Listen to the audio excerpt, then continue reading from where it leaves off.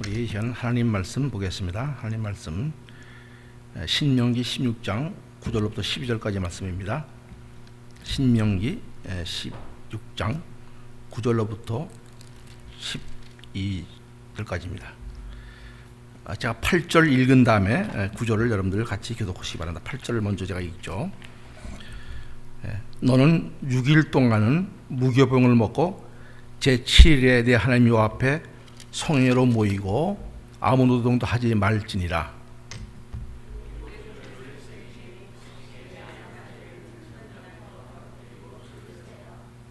네 하나님 여호와 앞에 7.7절을 지키되 네 하나님 여호와께서 네게 복을 주신 대로 내 힘을 헤아려 자원하는 예물을 드리고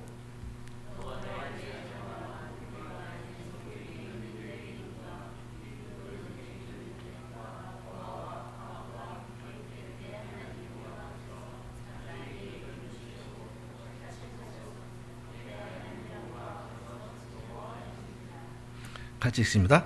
너는 애굽에서 종되었던 것을 기억하고 이 규례를 지켜 행할지니라. 아멘. 아멘. 오늘이 무슨 날인지 아십니까? 주일날? 주일날이죠. 오늘 일부러 내가 주보에다 한 걸 안 했는데 맥주 감사절이죠. 맥주 감사절. 맥주 보리와 밀을 수확하면서 그 은혜를 베푸신 하나님께 감사하는 맥주 감사절입니다. 한국교회만 지키는 거예요, 사실은. 원래 그 오순절과 겹쳤기 때문에 이따 좀 더 설명을 드리겠지만 5월 15일이 성령 강림주일인데 그때 원래 그 맥주절이 겹쳐 있습니다. 같은 날인데 한국교회에서는 이제 후반기 7월 1일을 시작하면서 이제 맥주 감사절로 이렇게 정해가지고 지키게 됩니다. 구약 성경을 보면 우리가 그 하나님이 택하신 그런 3대 절기가 있죠. 이 3대 절기는 반드시 이스라엘 백성들이 1년에 3번씩 지켜야 될 그런 날입니다. 우리가 그 부부지간에나 또는 그 가족간에도 생일 혹시 잊어먹게 되면은 굉장히 서운하게 생각하죠. 생일을 며칠 전에 봤더니 우리 은정 사모님 10주년 결혼 기념이라고 그러더라고요. 엊그저께가. 그거 만약에 잊어먹었으면 난리 날 뻔했어요. 잘은 몰라도. 제가 그랬거든요. 잊어먹으면은 전 12월 26일인데 그날 밥도 잘 안 줘요. 그래서 굉장히 힘든데 그 기념일이 있죠. 국경일이 있고 그날은 특별히 그날을 이제 기억하면서 감사하는 그런 절기가 됩니다. 그 3대 절기가 있었는데 뭐냐면 그 조금 아까 읽었던 그 8절에 나오는 무교절이 있죠. 무교절. 뭐 다 아시는 건데 그래서 한번 무교절이라고 그러는데 6월절을 말하는 것이죠. 패스오버 되는 거 6월절 말하는 것이 무교절이고 그 다음에 그 하는 게 50일 뒤에 오는 그런 그 오순절, 맥추절, 7.7절 같은 내용이에요. 오순절, 맥추절, 7.7절 요 세 가지 같은 내용이에요. 사실은 같은 이름이에요. 그 상황에 따라서 그렇게 표현을 하는데 막 다 혼동 들어오는데 그 다음에 이제 우리가 추수감사로 지내는 또 절기가 있습니다. 그 수장절이라고 그래요. 초막절이라고 그리고 그래서 이 두 절기 맥주절과 수장절, 초목절은 농경 문화와 같이 관련된 그런 하나님의 은혜를 기억하는 그런 절기죠. 6월절은 구원받은 백성으로서의 하나님께 감사하는 출애굽한 날을 기념하는 그런 절기고 이 세 가지 절기는 반드시 그 출애굽기 23장에 보면 지키라고 하나님께서 명령을 하셨어요. 그래서 오늘 바로 그 한국교회에서 특별히 지키는 7.7절 맥주절이기 때문에 맥주절의 감사의 제목이라는 말씀을 가지고 잠시 하나님 말씀을 서로 은혜를 나누고자 합니다. 그 출애굽기 34장 22절에 보면은 이렇게 기록되어 있어요. 오늘도 본문 9절에서 나오지만 34장 22절 보면은 함께 읽어보죠. 7.7절 곧 맥추의 초실절을 지키고 가을에는 수장절을 지키라. 두 가지 절기가 나오는데 우리는 6월절 말고 7절 그다음에 맥추절 그다음에 수장절. 그러니까 7.7절 곧 맥추의 초실절 이런 말이 나오잖아요. 그 맥추절이 바로 그 오순절도 되고 7.7절도 됩니다. 오늘 그 본문에 봤더니 6월절이 지난 무교절이 지난 날부터 계수를 해서 7줄 계수를 해가지고 그 다음 날이 바로 그 7일이 되는 거예요. 7, 49 이렇게 이제 그렇게 되는 것이죠. 유대인들은 그 6월절이 지내게 되면 6월절 날 예수님이 십자가에 못 박혀 돌아가셨잖아요. 그죠? 그리고 6월절 다음 날이 무슨 날이죠? 다음 날 6월절 다음 날 안식 그 첫날 주일날이죠. 그날 부활하셨어요. 유교절이 지내 6월절에 하나님께서 예수님께서 십자가에 못 박혀 돌아가시고 이틀 뒤에 주일날 아침에 부활하셨어요. 근데 6월절 돌아가시고 돌아가신 6월절 지내고 이튿날 그때가 초실절이에요. 초실절. 처음으로 이렇게 낫을 그 보리를 수확하는 낫을 베는 수확을 하는 그런 날이죠. 초실절은 주님이 부활하신 그날이 바로 초실절이에요. 그래서 우리가 잘 알아야 될 것이 이 초실절은 첫 이삭을 바친 날인데 죽은 자 중에서 첫 열매가 되신 주님을 그런 상징하는 그런 날입니다. 그래서 초실절 지내고부터 49일 뒤에 50일 뒤에 바로 오순절이 오고 오늘 맥추절 또는 칠칠절 이게 같은 말인데 그런 날이 옵니다. 그래서 그 사실은 그 오순절이 지난 5월 15일 날 있었죠. 교회력으로 보면은 그날 이제 오순절이었었는데 한국 교회는 이제 그 지금 뭐 농경 문화를 가지고 농사를 주워보는 사람들이 많지 않기 때문에 옛날에는 지켰어요. 제가 어릴 때만 해도 이 맥추절 되면은 보리 같은 걸 수확해가지고 그걸 성전으로 가져와서 드려지는 제단에 드리는 그런 모습을 제가 보고 자랐습니다. 근데 지금은 이제 많이 흠해졌어요. 그 의미는 그 희미해졌지만 그 의미만은 굉장히 중요한 의미를 담고 있어요. 그 맥추절이. 그래서 한국교회가 이제 그 5월 15일 날 그 성령 강림절인데 그랑 구분해가지고 따로 1년 중 반년을 보내고 6개월을 보내고 이제 7월 첫째 주에 그 따로 구분해서 실질은 5월 15일 성령 강림절 우리 지낸 그때인데 구분해 가지고 한국교회만 특별히 이렇게 드리게 됩니다. 그래서 오늘 바로 한국교회에서 드리는 그런 이제 그 추수감사절, 맥추감사절 그런 주일이죠. 그 유대인들이 오늘 그 본문에 봤더니 계수를 한다는 말이 나오는데 6월절 지나고 나부터 일주일 뒤에부터 이제 첫 주가 돌아오죠. 그러면 이스라엘 유대인들이 지금도 어떻게 계수를 하냐면 둘째 주 첫째 날입니다. 그다음에 그 다음 날은 둘째 주 둘째 날입니다. 오늘은 둘째 주 셋째 날입니다. 그래서 7주를 카운트를 해요. 7주를 카운트를 해가지고 이제 그 50일째 되는 날 이제 오늘은 오순절입니다. 이렇게 이제 얘기를 하죠. 그래서 이 기간을 갖다가 이제 유대인은 하오메르라고 해요. 하오메르 이게 측량하다는 뜻이에요. 측량하다. 메이저 모두 재다 측량하다. 계수한 다음에 이 절기를 맞게 되는 것이죠. 그렇게 우리 한국 교회는 그런 이제 전통을 가지고 지난 6개월 동안 지냈던 그런 그 감사를 생각하면서 따로 구분해서 이제 이런 그 맥주 감사를 지내게 됩니다. 지금은 옛날같이 농경 사회가 조업이 아니기 때문에 그런 맥주 감사를 지키지 않는 교회가 있긴 합니다. 그렇지만은 그 의미가 굉장히 중요한 의미이기 때문에 오늘 우리가 일부러 주보에도 내지도 않고 이렇게 말씀을 오늘 드립니다. 그 맥주 감사에 주신 하나님의 그 메시지는 굉장히 중요해요.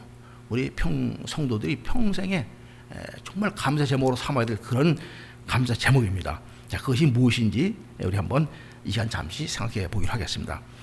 첫째, 그 맥주절의 그 감사 제목 하나는 뭐 당연한 듯이 보리를 수확하고 이러한 양식을 수확한 날이기 때문에 이러한 양식을 주신 하나님께 감사한 날이죠. 그렇죠? 이런 양식을 주신 하나님께 감사하는 날입니다.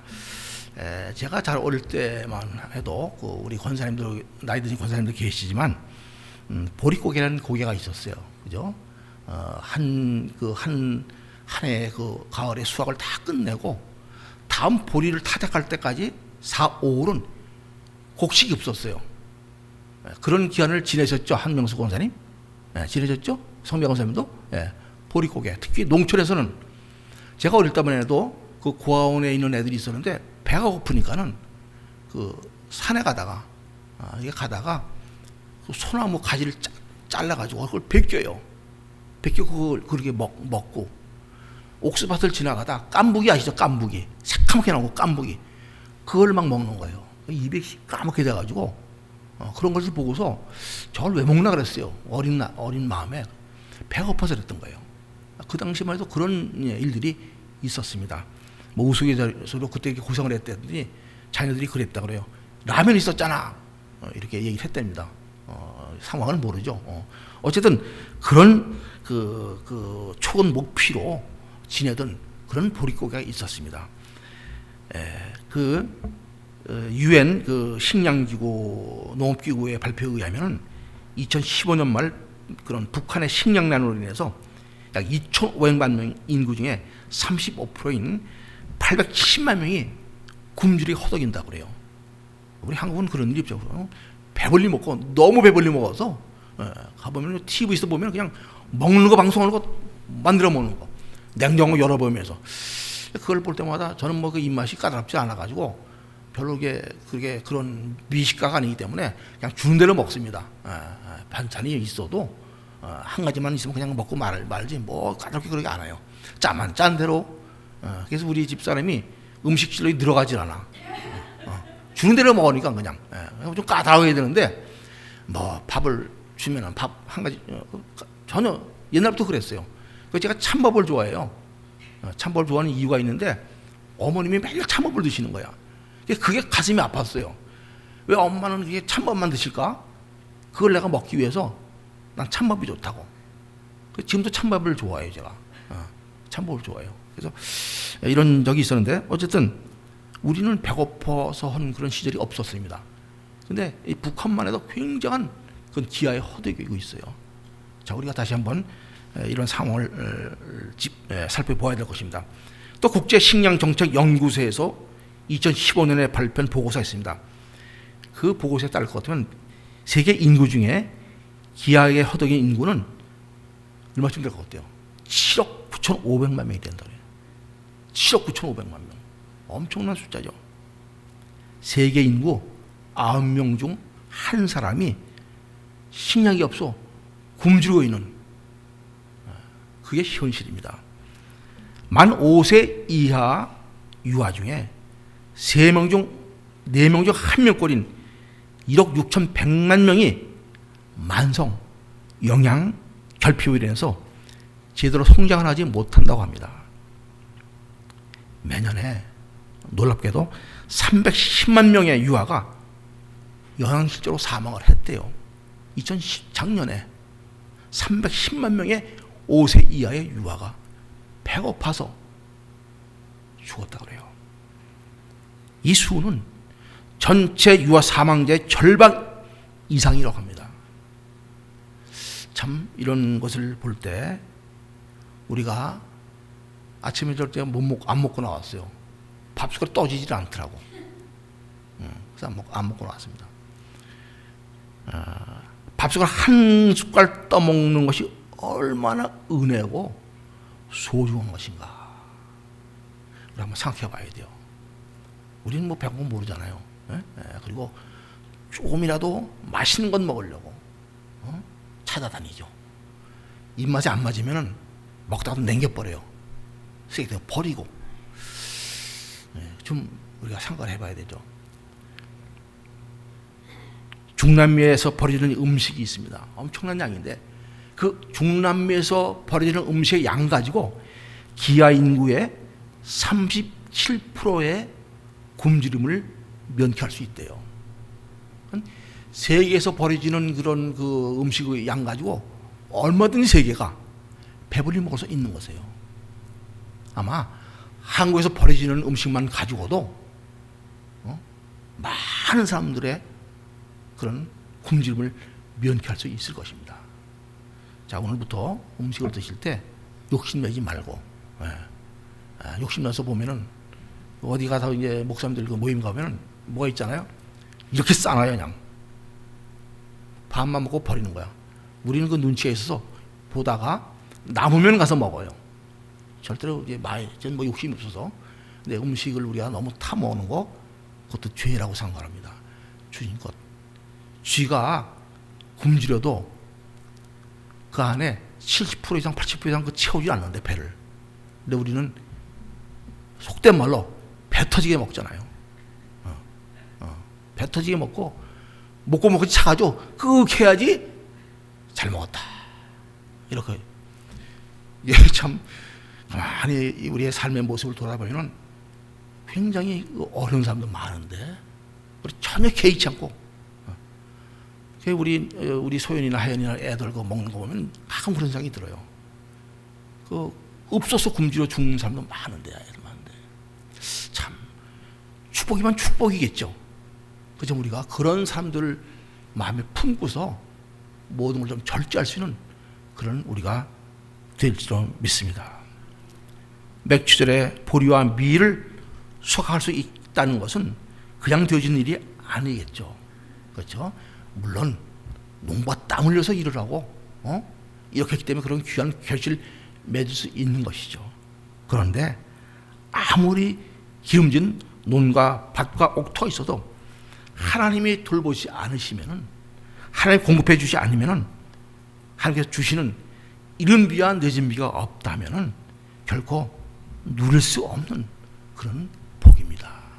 오늘 우리 마침 우리 한국에서 한송농장을 경영하시는 우리 그 은정 사모님 아버님과 어머님이 오셨어요. 제가 거기를 저번에 방문해서 제천입니다.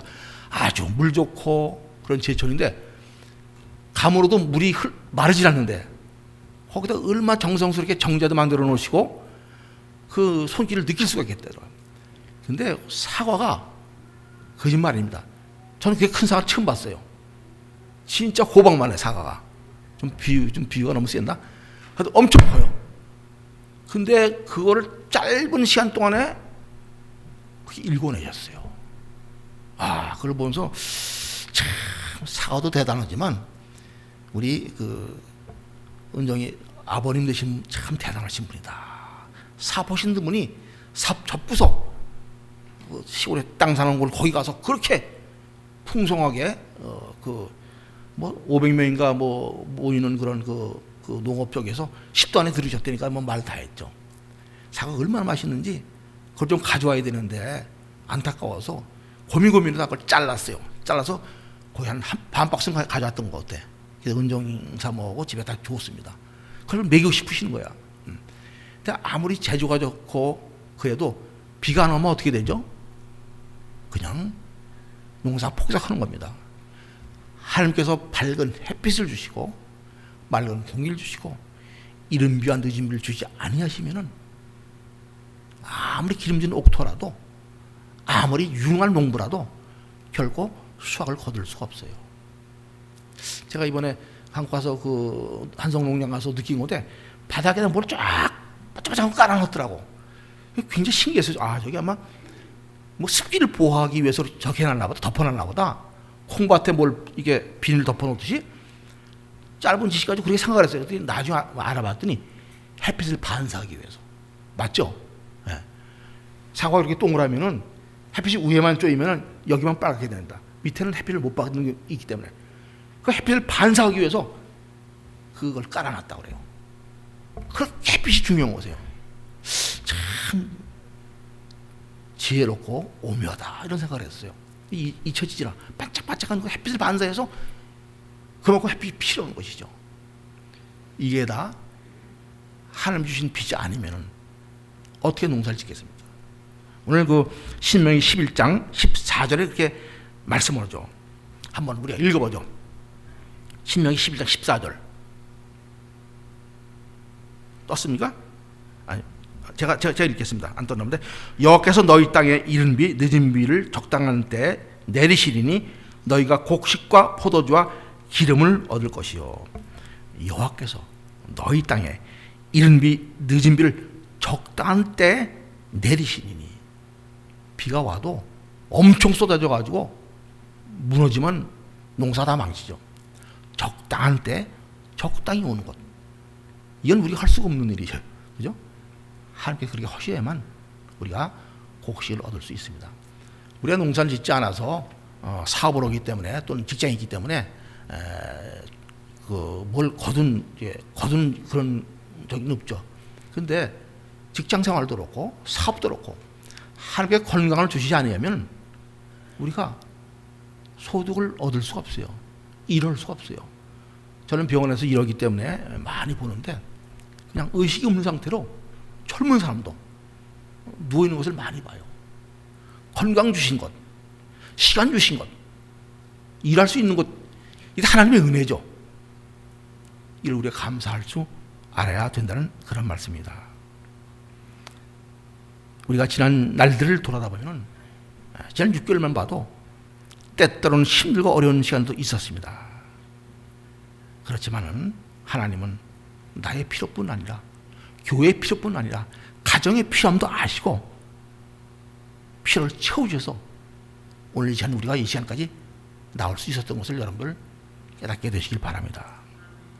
모든 것이 하나님께서 때에 따라 베풀어 주셨던 은혜였던 것을 우리가 생각하면서 우리에게 필요한 양식과 필요한 것을 채우신 또 건강을 주셔서 우리가 땀 흘린 대로 소득을 얻을 수 있게 하신 그 하나님을 정말 온 마음을 다해서 감사와 찬양을 드려야 마땅할 것입니다. 맥주절을 맞아서 이런 양식을 주신 하나님께 감사할 뿐만 아니라 두 번째 감사할 것이 있는데 무엇이냐면 우리에게 말씀을 주신 것에 감사해야 됩니다. 율법을 주신 것, 하나님 말씀을 주신 것. 구약 성경을 보면 출애굽한 이스라엘 백성들이 호렙산 시내산의 모세를 통해 하나님의 말씀과 율법을 받은 날이 있었습니다. 그때가 바로 출애굽한 뒤에 50일 되는 오순절 날이에요. 바로 77절이에요. 맥주절이에요.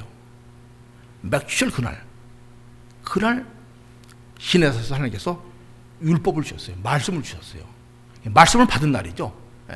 우리가 추수만 하는 날이 아니고 오순절도 되고 하나님께서 율법을 주셨던 그런 날입니다.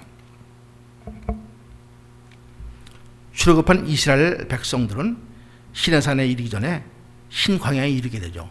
근데 거기서 이런 불평들을 해요. 애굽 땅에서는 고기와 떡을 배불리 먹었는데 이제는 배고파 죽게 되었다. 그리고 모세와 아론을 원망을 하죠. 그때 상황이 출애굽 16장 3절에 기록이 되어 있는데 한번 제가 읽어드리겠습니다. 그들에게 이르되, 그들은 모세와 아론을 말하는 겁니다. 백성들이 모세 아론에게 이르되, 우리가 애굽 땅에서 고기 가마 곁에 앉았던 때와 떡을 배불리 먹었던 때 여호와의 손에 죽었더라면 좋았을 것을 너희가 이 광야로 우리를 인도하여 내어 이 온 회중으로 쥐어죽게 하는도다. 먹는 것 때문에 불평을 해요. 사실 그 인도하신 분은 모세가 아니죠. 하나님이 인도하셨죠. 모세를 원망한다는 소리는 다시 말해서 하나님을 원망하는 거예요. 자기 환경을 보면서 사람을 원망하는 것. 누구 때문에 뒤집어 보면은 하나님을 원망하는 거세요. 네? 원망도 헐게 못 돼요. 사람한테 원망하지 마세요. 부부지간에도 서로 원망하지 마세요. 저도 이제 앞으로 전망 원망 안 하려고 그래. 김옥호 사님 원망하지 마세요. 사람 원망하는 것은 결국 하나님을 원망하는 거야. 그런 환경을 주신 모든 것이 은혜요 감사하다고 생각해야 될 것입니다. 애굽에 있을 때 그들의 상태가 어땠어요? 포로요 노예 신세에 있었잖아요. 노예 종의 신세에 있었어요. 그런데 애굽에서 고기 가마 곁에 앉아서 고기를 배불리 먹을 데가 없었습니다. 그들의 삶은 고달픈 심한 노동과 혹사당하던 그런 삶이었어요. 그럼에도 불구하고 그들은 부풀려서 이렇게 원망을 하는 것을 볼 수 있습니다. 가만히 보면 원망이 그래요. 요만한 것을 크게 만들어요. 굉장한 것을 만들어요. 그래서 원망하는 거야. 별것도 아니에요. 응? 부부지간에도 마찬가지고 친구지간에도 마찬가지고 돌이켜보면 아무것도 아닌 것, 말 한마디 한 것, 그것 때문에 열받아가지고 두고두고 원망을 해요.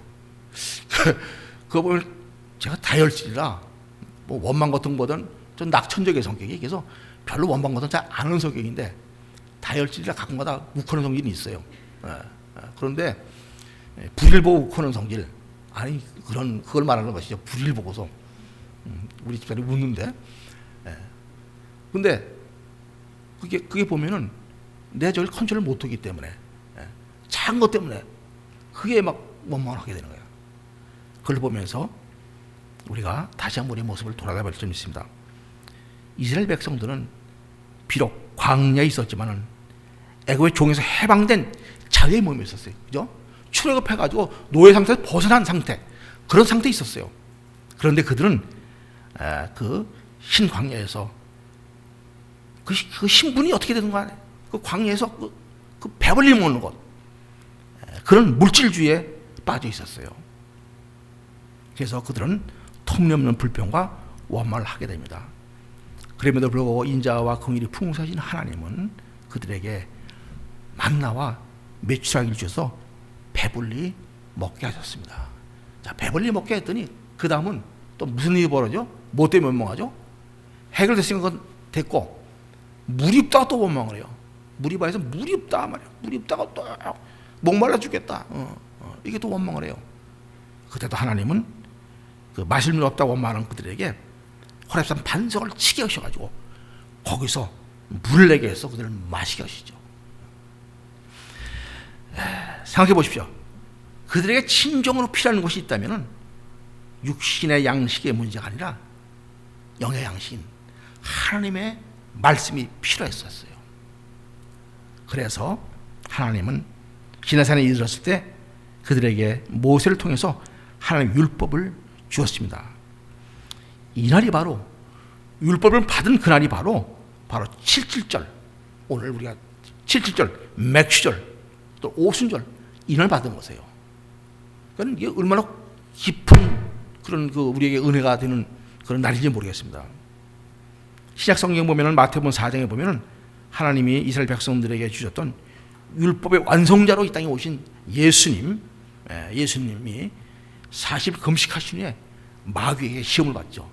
첫 번째 시험이 마치 이스라엘 백성들이 광야에서 먹는 것까지 불평했듯이 그걸 이용했어요. 일용할 양식을 이용해서 돌이 되어 떡이 되게 하라, 이렇게 예수님을 시험했습니다. 그때 예수님은 마태복음 4장 4절에서 하나님 주신 말씀으로 마귀의 시험을 물리치십니다. 우리 다 아는 말씀인데 한번 보시죠. 마태복음 4장 4절 말씀. 제가 읽겠습니다. 사람이 떡으로만 살 것이 아니요 하나님의 입으로 나오는 모든 말씀으로 살 거리라 하였느니라 하시니. 예수님이 어떤 분이죠? 말씀을 읽고 이 땅에 오신 분이죠. 성육하셨다고 말씀하잖아요. 77절 맥출의 시내산에서 주신 율법의 완성자로 예수님은 이 땅에 오셨습니다. 그 예수님이 요한복음 6장 35절에서 이렇게 말씀하시죠. 예수께서 가라사대 내가 곧 생명의 떡이니 내게 오는 자는 결코 줄이지 아니할 터요 나를 믿는 자는 영원히 목마르지 아니하리라. 성도 여러분, 맥추절의 진정한 감사의 제목은 우리의 이런 양식인 보리와 밀을 풍성히 수확하게 되는 것을 넘어서서 우리에게 하나님의 말씀 예수 그리스도를 통한 생명의 말씀을 주심을 정말 우리가 깊이 감사하는 날이 되어야 될 것입니다. 여러분들, 아무리 기름지고 귀한 음식을 날마다 먹는다 하더라도 그 먹는 육신의 생명은 끝날 때가 있습니다. 귀한 음식, 맛있는 음식은 잠시 혀끝을 만족하게 할 수는 있어요. 그래도 결코 우리의 영혼을 만족하게 하지는 못합니다. 그렇죠? 맛있는 거 기름지고 먹는다고 혀끝은 우리가 만족할 수 있어요. 그러나 영혼만은 만족할 수가 없습니다. 그러나 하나님의 말씀 영의 양식은 비록 우리가 기름진 것을 못 먹을지라도 우리의 영혼을 만족하게 하며 영원한 생명을 누리게 하십니다. 우리가 갈급해야 될 것이 무엇이겠습니까? 육신의 양식이겠습니까? 생명의 양식이겠어요. 그저 먹다가 인간의 몸을 입고 있다 죽어 없어질 그런 양식이겠습니까? 아니면 영원한 양식 무엇이겠습니까? 너무나 당연한 질문이죠. 여러분들, 맥주 감사절의 진정한 그런 감사의 제목은 우리에게 이런 양식 보리와 밀을 풍성히 수확한 것이 아니라 정말 육신의 양식으로 배불리 먹기보다는 하나님의 말씀의 양식으로 우리가 영원히 풍성함을 누릴 수 있게, 그런 날이 바로 이 맥주 감사절이다, 이렇게 생각하면서 그 하나님께 감사하는 우리 모두가 되어야 할 줄을 믿습니다. 셋째, 또 감사할 것이 있어요. 이날 감사해야 될 것, 특별히 관련이 있는 것 무엇이죠? 뭐겠습니까? 다 지금 얘기했는데 성령을 주신 것, 성령을 주신 걸 감사하죠. 어떤 날? 7일절 날, 50일 되는 오순절 날 신약시대 성령이 임했죠. 그죠? 주님 부활하시고 50일 뒤에 그 성령이 임했습니다. 바로 그 날이 맥추절, 오순절, 7일이라고 우리가 명명하죠. 이 초실절이 아까 있다고 말씀드렸는데, 6월절을 지내고 이틀 뒤에 첫 이삭을 드렸던 초실절이 있었는데, 첫째 낫을 되는 그런 날입니다. 그때부터 시작을 해가지고 오순절 날 주님이 약속하신 성령을 보내주셨어요. 마가의 다락방에 모여서 있던 기도하던 120명 성도에게 임했던 것이죠. 이 오순절 성령 강림을 통해서 교회가 세워졌죠. 그 다음에 예수님을 구세로 영접하고 자신의 삶의 주인을 영접한 성도들, 그런 성도들을 하나님은 세상과 구별해서 교회 안에 두셨습니다. 오순절 이후에 교회가 생기게 되고 그 교회 안에 우리 성도들을 두신 것이죠. 그리고 성경은 구원받은 성도들이 마지막 추수 때 죽정이가 되지 않도록 말씀을 깨달아 알게 하시고 말씀에 순종할 수 있도록 도와주시고 인도하셔서 이 땅에 살 동안에 거룩한 백성으로 살다가 알곡 성도가 되어서 천국 창고에 들어가도록 하신다고 성경은 말씀합니다. 자, 누가복음 3장 17절 말씀 한번 봅니다. 손에 키를 들고 자기의 타작마당을 정하게 하사 알곡은 모아 곳간에 들이고 쭉정이는 꺼지지 않는 불에 태우시리라. 성령께서 하신 일, 말씀을 깨닫게 하시고 우리가 말씀 깨달은 말씀을 순종치 못할 때, 어려울 때, 힘들 때 그 말씀에 순종할 수 있도록 우리의 힘과 도움을 주시는 그 성령에 의해서 우리가 그런 그 성화되는 삶을 이 땅에 살게 되죠. 마지막 때는 그런 성화되는 삶을 통해서, 성령의 충만한 삶을 통해서 우리 알곡 신자가 되어서 천국 창고에 들어갈 수 있게 된다는 사실을 깨닫고 정말 성령을 주신 하나님께 다시 한번 감사해야 될 줄로 믿습니다. 자, 네 번째 감사 제목이 있어요. 우리가 죄의 종에서 구원받은 것을 감사해야 됩니다. 오늘 본문 12절에서 그렇게 말씀하죠. 맥주를 지키는 이스라엘 백성들의 너희는 애굽에서 종이 되었던 것을 기억하고 이 규례를 지켜 행할지라 하고 말씀을 하십니다. 오늘 본문에서 그렇게 말씀하시죠. 이스라엘 백성들은 우리가 알다시피 애굽에서 430년 동안이나 종의 신분으로 살았던 민족입니다. 그러나 하나님은 언약하신 대로 이스라엘 백성들을 종이 되었던 애굽 땅에서 출애굽시키고 그들을 구원해 내셨습니다. 하나님은 맥주절을 지키라고 말씀하시면서 애굽에서 종되었던 것을 기억하라고 말씀하십니다. 애굽은 세상을 상징하는 것이죠. 애굽은 세상을 상징하는 것입니다. 애굽에서 종살이 했다는 것은 세상의 종으로, 죄의 종으로 살던 때가 있었다는 그런 의미를 지니고 있습니다. 이 말씀이 지금 구원받은 우리 성도들의 삶 속에서 동일하게 적용이 되죠. 세상 속에서 죄의 종으로 살다가 구원받은 것이 바로 우리인 것을 우리는 고백할 수 있습니다. 로마서 6장 6절 말씀 그렇게 말씀하시죠. 한번 읽어보겠습니다. 한 목소리 한번 읽어보죠. 우리가 알거니와 우리 옛사람이 예수와 함께 십자가에 못 박힌 것은 죄의 몸에서 멸하여 아멘. 죄의 몸이 멸하여 다시는 우리가 죄의 종로를 하지 아니하려 함이니, 이렇게 말씀합니다. 우리는 맥주를 지키면서 이 사실을 다시 한번 깊이 우리가 기억해야 될 줄 믿습니다. 죄의 종이었던 우리는 예수 그리스도를 통해서 구원받아서 더 이상 죄의 종이 아닌 의의 종으로 하나님의 아들과 하나님의 자녀가 됐습니다. 갈라디아서 4장 7절 아주 분명히 말씀하시죠. 한번 7절 말씀 같이 한번 보겠습니다. 함께 같이 한번 읽어보죠. 그러므로 내가 이후로는 종이 아니요 아들이니 아들이면 하나님으로 말미암아 유업을 이을 자니라. 생각해 보시기 바랍니다. 죄의 종에서 이제는 하나님의 아들로서 하나님의 아들 된 것만도 감사한데 하늘나라를 유업을 받게 주신대요. 다시 말해서 재산을 상속해 주셨다 이거예요. 하나님의 나라 모든 것을 우리에게 주시겠다고 말씀하십니다. 우리 자녀들 중에서 아마 부모가 한 400, 500, 1000만 불 정도를 유업으로 준다면 얼마나 굉장한 축복이겠죠. 안에 100만 불, 1000만 불까지 한 2, 300만 불 남겨놓고 준다해도 아마 너무 좋을 겁니다. 그런데 하나님 전체를 유업으로 주시겠다는 그런 약속. 상상이 지금 안 돼요. 그죠? 여러분 상상이 안 되죠?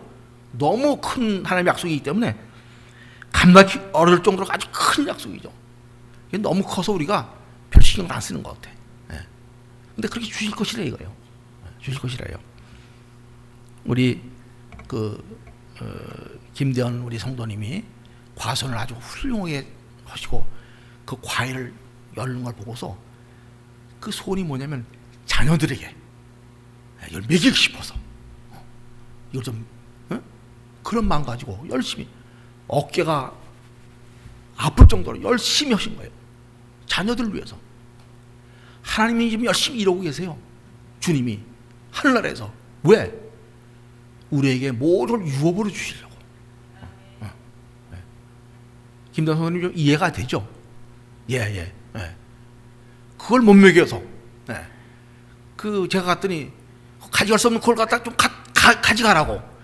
그래서 내가 나는 못 들어가도 나는 미국에 입국을 못해도 이거는 좀 가져가겠다 해서 잘라가지고 왜냐면 그거 못 가져들어야 되거든. 잘라서 수북이 갖다가 그래 우리 은정 사모님 자녀들은 먹였습니다. 내가 흐뭇하더라고 그거 보면서. 그런 마음에 부모 마음이 농사지고 갔다가 그 심부름은 저조차도 어떻게든 먹이고 싶어서 그런 마음이더라고. 하나님은 죄를 사해 준 것뿐만 아니라 아들을 삼아 주시고 하늘을 통째로 유업으로 주시겠대요. 아우, 난 이거 한 가지만 가지고도 우리가 평생 난 왜 천국에서 이게 영원히 찬송을 하나 하나님 그 이해가 잘 쉽게 이해보다 잘 안 됐어요. 왜냐면 영원토록 찬양을 한다고 그랬거든요. 생각을 해보세요. 이런 하늘의 모든 걸 영원히 주셨는데 어떻게 영원히 찬양이 안 나오겠어요? 어떻게 안 나오겠냐고. 이해가 되죠? 이해가 됩니다. 그거 얼마나 큰 축복인지 모르겠어요. 우리가 그 맥주를 보내면서 또 한 가지 기억해야 될 것이 있어요. 오늘 10절에 보면은 그 7절 맥주를 지키면서 하나님이 주신 복을 헤아려 보면서 힘을 다해 자원하는 예물을 드리라고 말씀을 하십니다.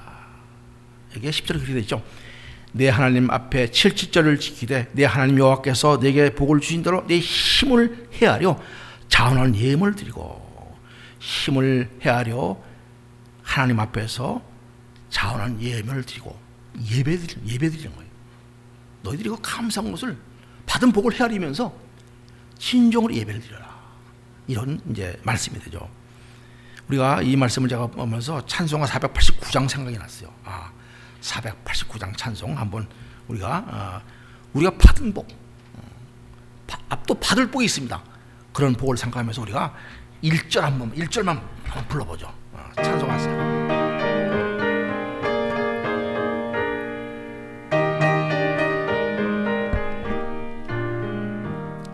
세상 모든 풍파노를 흔들어 약한 마음 낙심하게 될 때에 내려주신 부의 복을 세어라. 주의 크신 복을 내가 알리라. 받은 복을 세어보아라.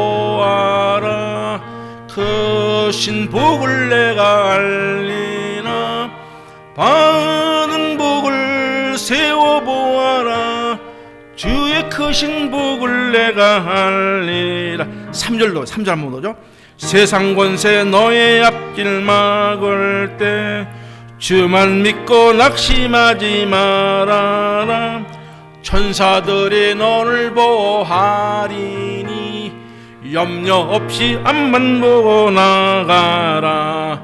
받은 복을 세워보 크신 복을 내가 알리라.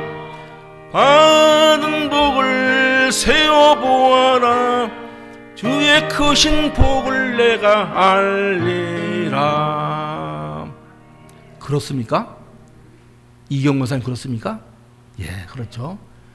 받은 복이 너무너무 많아요. 헤아릴 수가 없어요. 여기 헤아리라고 그랬는데 헤아릴 수가 없어요. 너무 받은 복이 많아서. 예. 받은 복 중에 하나가 뭔지 알아요? 여러분 지금 호흡하고 있다는 것. 호흡하고 있잖아요. 예배하고 있잖아요. 누구 앞에서? 하나님 앞에서. 이게 보통 복이 아니에요, 사실은. 지금 7월 4일 날 맞아서 병원에 가다 봤더니 아주 텅텅 비어서 환자들도 별로 없더라고. 환자들도 별로 안 와요. 이때가 놀아야 될 때이기 때문에 아픈 몸을 이끌고 그냥 방방곡 흩어져가지고 그리고 다니는 거예요 지금. 예배 이럴 때면 미국 교회도 예배당이 텅텅 비어요. 근데 우리가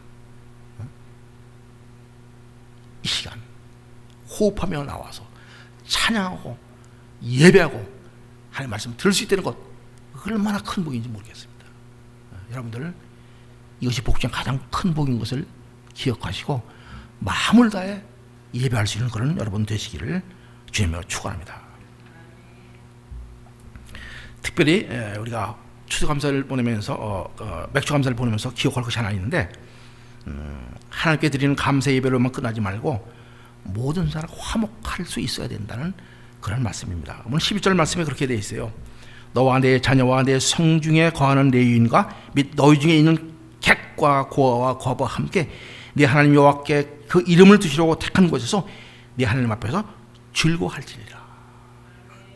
자기 자신뿐만 아니라 모든 사람과 합해서 객이든지 고아든지 어려운 삶을 당하는 사람 모든 사람들과 함께 예배하라는 그런 말씀이죠. 특별히 맥주 감사를 보내면서 우리가 화목하지 못하게 지내는 사람들이 없는지 우리 주변을 돌아보는 기회가 될 줄 믿습니다. 그리고 용서할 것이 있다면 용서하고 사람들과 화목하게 지낼 수 있게 되시기를 바랍니다. 그러할 때 우리는 하나님 앞에서 진정으로 함께 즐거워할 수가 있게 될 것입니다. 이런 복을 받아 누리시길 바랍니다. 맥주 감사를 보내면서 한 가지 말씀드리고 한 것이 꼭 있었습니다.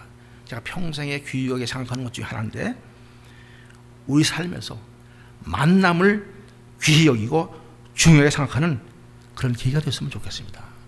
만남. 노사연의 그런 우리의 만남은 우연이 아니요, 그런 노래 가사가 있죠. 제가 부르면 여러분들 기겁할 것 같아서 부르진 않겠는데, 우리의 만남은 우연이 아니요, 그런 말씀이 있습니다. 그런 가사가 있는데, 성경에 보면 우리가 성경에도 룻기에 보면 그런 사건이 나와요. 룻기 여러분 잘 알죠. 모함 연애했던 룻은 유대 남자와 결혼했잖아요. 그죠? 결혼해가지고 남편이 죽게 돼요. 그래서 시어머니와 나아미를 따라서 베들레헴, 주님이 태어나신 베들레헴에 오게 됩니다. 마침 그때가 언제냐면은 맥추절이에요. 맥추절 때 보리를 수확하던 그 시기예요. 어디로 가죠? 그 시어머니를 위해서 보리밭에 나가서 이삭을 주러 나갑니다. 보리밭으로 나가서 이삭을. 근데 그 보리밭 주인이 누구예요? 보아스가 보리밭 주인이에요. 이게 보면은 어쩌면 우연히 그저 보리 이삭이나 줍기 위해서 우연히 보리밭이 한두 군데겠어요? 많았겠죠. 우연히 그것에 간 거예요. 성경도 그렇게 말씀해요. 룻기 2장 3절에 우연이라는 단어가 나와요. 룻이 우연히 보리밭 가서 이삭이나 죽으려고, 어머니 공경하려고. 마음이 참 아름답죠. 갔어요, 보리밭에. 거기서 누굴 만나죠? 보아스를 만나요. 출애굽기 그 말씀 보면은, 룻기 2장 3절 보면은 우연이라는 단어가 나와. 우연한 단어가 나와요. 우리 만남을 우연하게 생각을 해요. 네. 저도 우리 집사람과 우연히 만났다고 저는 절대 생각 안 해요. 네. 김대현 성도님 우연히 만나셨습니까? 지나가다가 봤더니 스쳐가지고? 절대 그런 거 아니에요. 그죠? 우연히 만나는 사람이 없어요. 그 안에는 하나님의 필연적인 계획이 있으신 것이죠. 자, 룻이 보아스를 만났는데, 보리밭에서 이삭을 줍다가 그 이방인이었던 룻이 보아스를 만나서 그와 결혼하게 되죠. 그죠? 후에 어떻게 됩니까? 다윗의 조상이 돼요. 그 다음에 예수님 족보까지 오르는 그런 복된 여인이에요. 우연히 갔는데, 우연히 만날 것 같은데 예수님의 족보에까지 오르는 그런 계획을 가지고 계셨어요. 하나님은.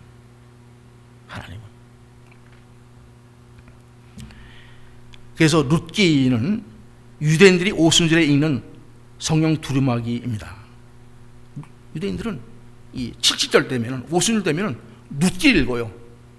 그러면 77절, 맥추절, 그때 만났기 때문에, 그 배경이 되기 때문에 유대인들이 오순절에 두루마기를 읽는데, 그 룻기의 배경이 바로 보리수확된 맥추절이기 때문에 이렇게 그걸 읽습니다.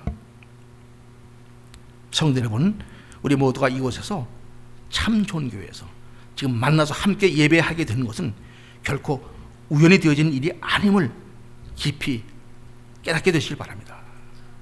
하나님의 필연적인 인도하심과 손길이 있어서 이렇게 만나게 되었습니다. 진실자매 우리가 만났어요. 네. 그 만남을 더 이상 관계를 안 가지려고 큰 교회 가라고 했어요. 그런데 오더라고. 뜻이 있어서 만나게 된 것이죠. 그래서 이 만남 굉장히 중요한 것입니다. 여러분들 옆 사람들과 한번 이게 인사하시기 바랍니다. 우리의 만남은 우연이 아닙니다. 우리의 만남은 필연입니다. 필연인 것이죠. 자, 우리가 이렇게 하나님의 인도함을 따라서 만나게 된 것, 필연적인 하나님의 계획과 섭리가 있다는 사실을 우리가 깨닫게 될 때 그 만남이 복된 만남이 되는 것입니다. 하나님은 우리의 만남을 통해서 만남을 끊어내지 아니하고, 만남 자체를 즐거워하지 아니하고 더 깊이 하나님을 만나기를 원하십니다. 이게 우리 교회에서 만나서, 우리끼리 만나서 성도 교제가 끝나는 것이 아니라 우리의 만남을 통해서 우리 한 사람 한 사람이 더 깊이 예수님, 하나님을 만나도록, 이게 하나님 뜻이에요. 뜻이에요. 제가 교회를 섬기면서 많이 느끼죠. 청년들을 만나요.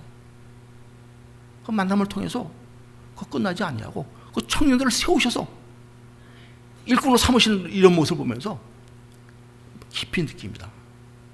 우리가 그 하나님께서 주신 그 비전을 따라서 우리 모두가 동참해서 하나님이 만나게 하신 그 뜻이 무엇인지를 깨닫고, 우리의 만남을 통해서 우리 한 사람한테 더 깊이 하나님을 만나게 되고, 또 우리 모두가 그 하나님의 일에 쓰임받는 그런 우리 모두가 되시기를 바랍니다.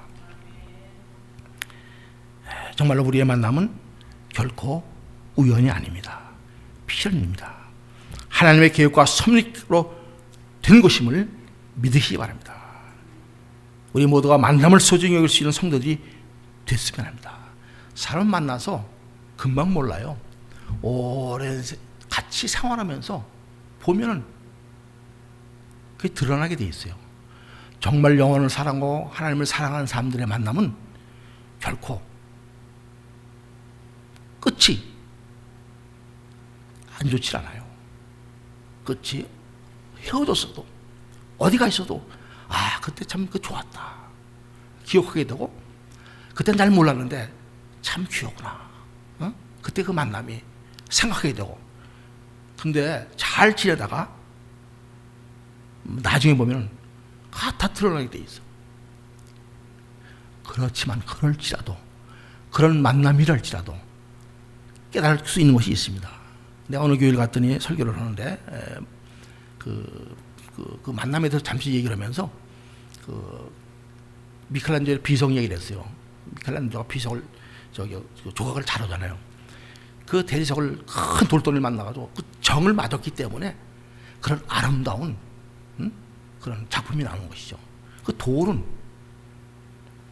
이런 미켈란젤로를 만났기 때문에 아름다운 작품이 될 수 있었던 거고, 그 대리석은 징을 맞았기 때문에 또 작품이 될 수 있는 것이에요. 그래서 우리 주변에 힘들게 하는 사람이 많죠.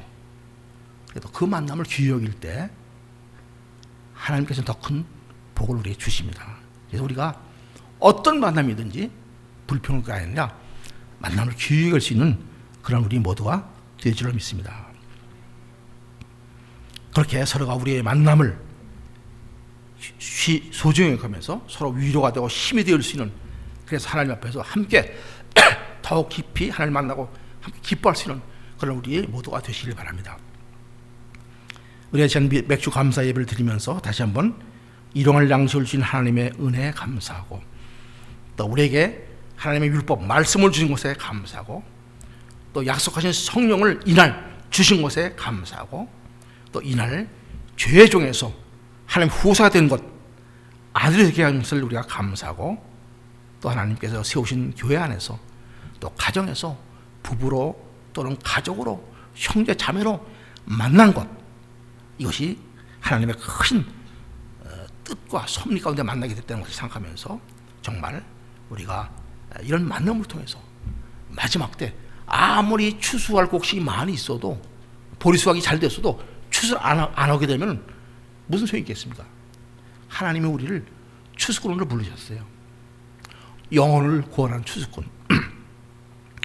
우리가 함께 구원받은 백성으로서 정말 세상에 널려있는 추수꾼이 되어서 그런 영혼들을 추수할 수 있는 그런 사명을 감당하는 그런 우리 참전교회 저와 여러분 되시기를 주님으로 축원합니다. 누가복음 10장 2절 말씀을 한번 보면서 말씀을 마치겠습니다. 누가복음 10장 2절 말씀입니다. 함께 읽어보죠. 이르시되 주살 곳이 많되 일꾼은 적으니 그러므로 주사는 주인에게 청하여 주살 일꾼들을 보내주소 하더라. 아멘. 우리 한번 이 시간 그 피아노 반주에 맞춰서 우리 그 적어내는 거 있죠? 기도 제목 뒤에 준비된 거 있죠? 거기다가 여러분 기도 제목을 적어 놓으시길 바랍니다. 마음으로 드린 예배들 오늘 말씀을 생각하면서 내가 깨달았던 그런 말씀들을 적어서 이번 수요 예배 때 같이 나누게 되는 그런 우리가